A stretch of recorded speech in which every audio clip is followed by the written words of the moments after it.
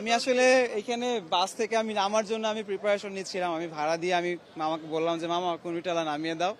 তো গাড়িটা ফ্লাইওভার থেকে নামছে যখন বেশ দ্রুতই নামে, কিন্তু মনে হলো যে ড্রাইভার থামানোর চেষ্টা করছে, বেশ এই কাছাকাছি এসে একটু স্লো হয়ে আসছে, কিন্তু ব্রেক আর হচ্ছে না। আমার তখনই মনে হয়েছে ড্রাইভারকে আমি দেখেছি একটু উতলা মতো লাগছে, কিন্তু আমি এই ঠিক কাছাকাছি এসে দেখতে পারলাম কি যে ড্রাইভার এদিকে ঘুরাচ্ছে, আর এখানে অনেক মানুষ।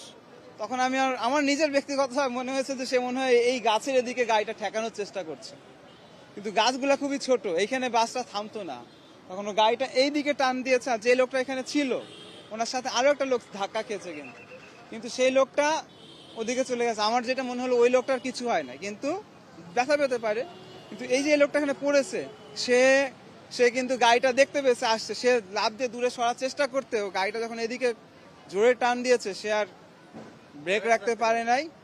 এবং আমি গাড়ি থেকেই বুঝতে পেরেছি সে কিন্তু ধাক্কাটা জোরে খেয়েছে, মাথার মধ্যে খেয়েছে। হ্যাঁ, এই অবস্থায় এখানে আমি দাঁড়াইছিলাম, গাড়িটা রাস্তা থেকে ব্রেক ফেল করে এই জায়গায় এসে এক লোকে মারিয়ে দিয়েছে, পথযাত্রী মারিয়ে দিয়ে তারপরে এই গ্যাস সিলিন্ডার এই জায়গায় লাগাই দিয়ে গাড়িটা আবার পরে ব্যাগে আইছে।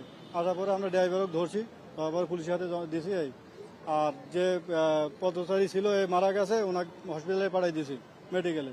আর একজন আহত হয়েছে আর কি মেডিকেলে, ছোট বাচ্চা 2-2.5 বছর, ওটা মেডিকেলে পৌঁছাই দিয়েছি।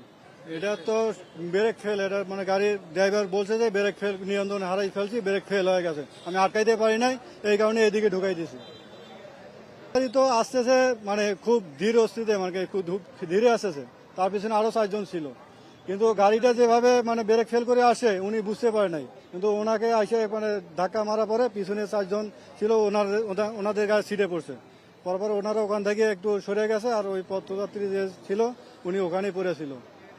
আর গাড়িটা পরে এখানে আবার ধাক্কা খেয়ে, ওয়ালের সাথে ধাক্কা খেয়ে পিছনে আবার ব্যাগে আইছে।